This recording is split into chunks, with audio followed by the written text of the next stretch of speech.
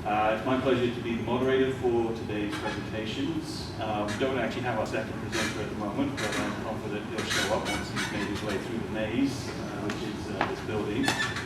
We have our first presenter this morning, which is David Bent from the University of New Brunswick, who was working on a project to look at trends and challenges within the Canadian agricultural co-op system between 1992 and 2008.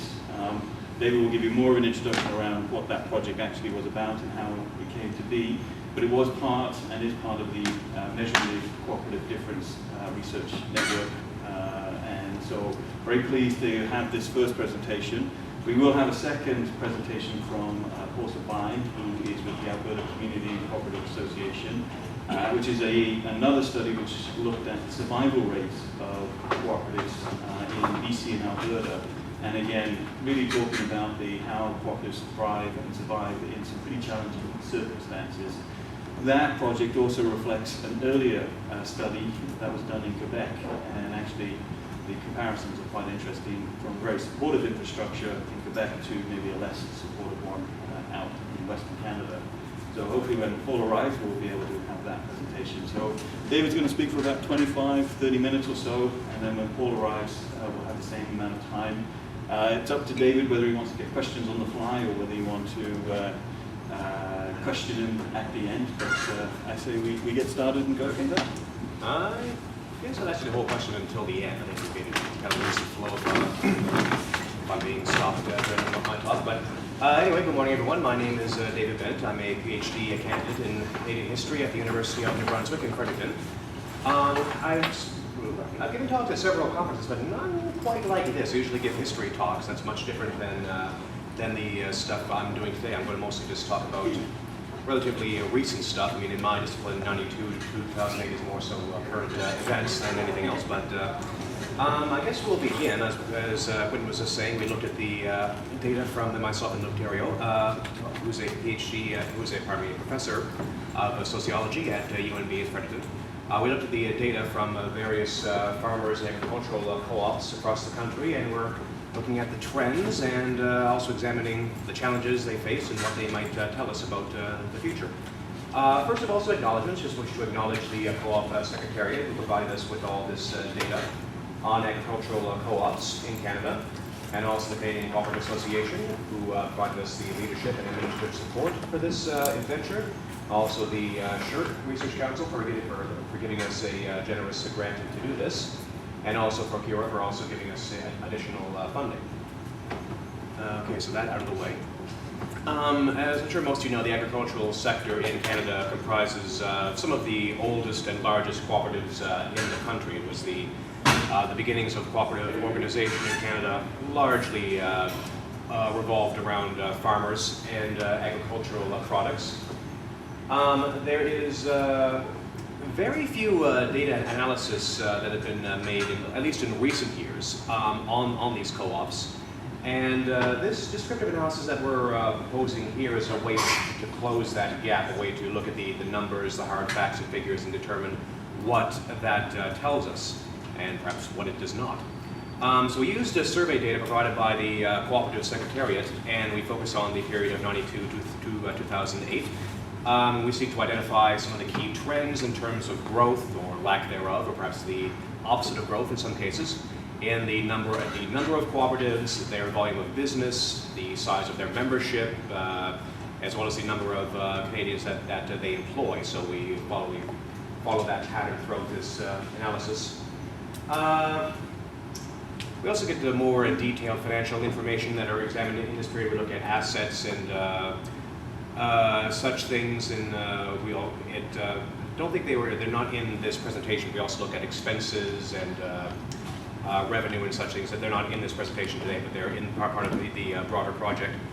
This analysis is performed overall, first and foremost, for Canadian agricultural cooperatives, but then it's broken down by geographic regions. We look at the Atlantic Canada, Ontario, Quebec, the West, and national as well. And there's one section that divides it into subsectors of activities, such as farm supplies, processing and marketing and support, and so forth.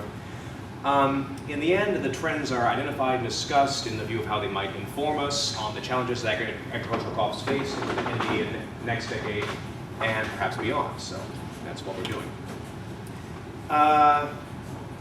So this kind of mostly touched upon this before, but again, this information comes from the Canadian Cooperative Association. It's on collected.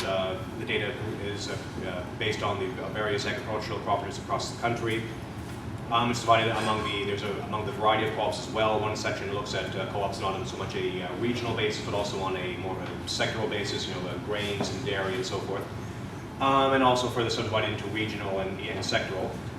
We had 5 categories before, but we left out one just for the sake of time. This is the support of 2 agricultural cooperatives. But we've left in the last, the other 4 rather, for our discussion today. So I guess the definition as to what an agricultural co-op is useful at this point. Agricultural cooperatives, basically provide goods and services to farmers. They are involved in the following: farming. They can providing farm supplies, marketing farm products, services and other support to agriculture, also processing and marketing, like I said, of farm products. So there are a wide variety of cooperatives are relate to farming. We excluded co-ops that are involved in the agri-food sector from this study, and that ones that do not have a direct link to farmers. So, for example, worker co-ops involved in the processing of food and/or other beverages. So we're looking mostly at co-ops that pertain directly to farmers in this study. The overall trends are interesting to note. The national numbers can be quite sporadic at times. They ebb and flow quite heavily, and at times they're up, at times they're down.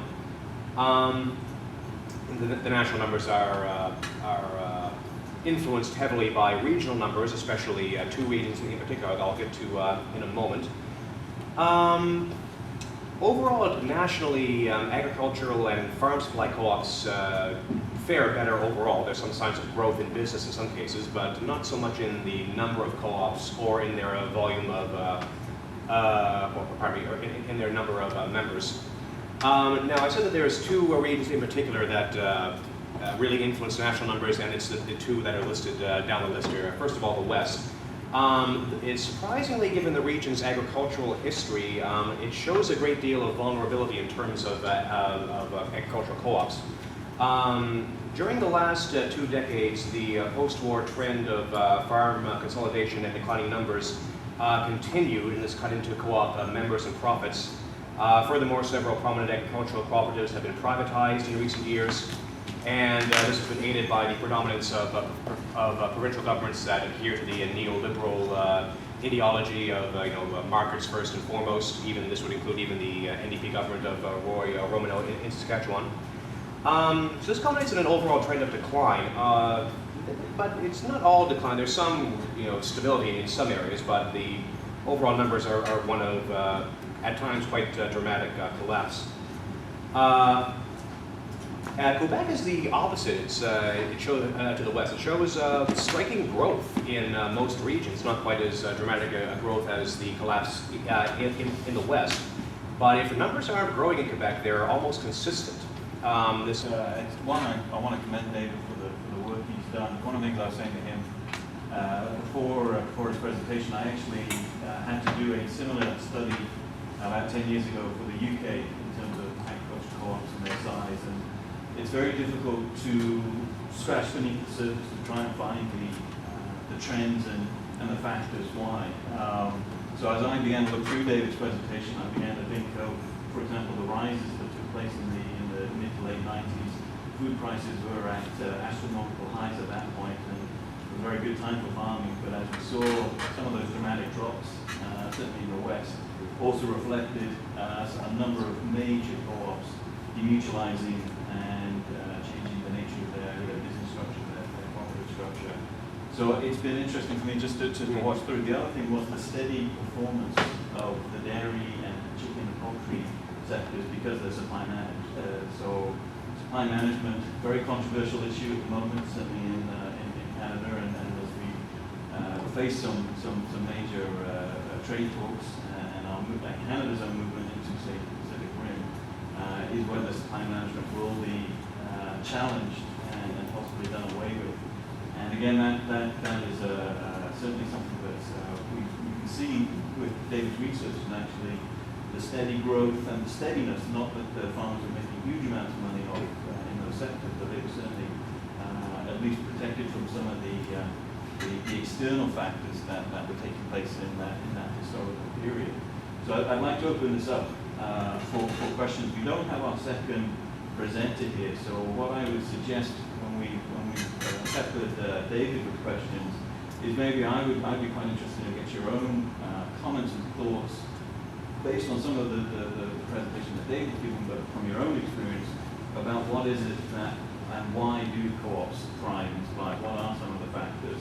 I'd certainly like to open that up to a wider discussion if our second presenter doesn't arrive today. So keep that question in the back of your mind, but certainly open up for questions for David. If I can add just as a co-author a little bit, one thing that David hasn't mentioned so much is that, so we compiled this and he did all these charts, but we did circulate the draft paper to experts or people we try to identify as experts to explain to us, well, what are the underlying explanations to some of these trends. And of course, demutualization in the West is an obvious one. But the success of the Quebec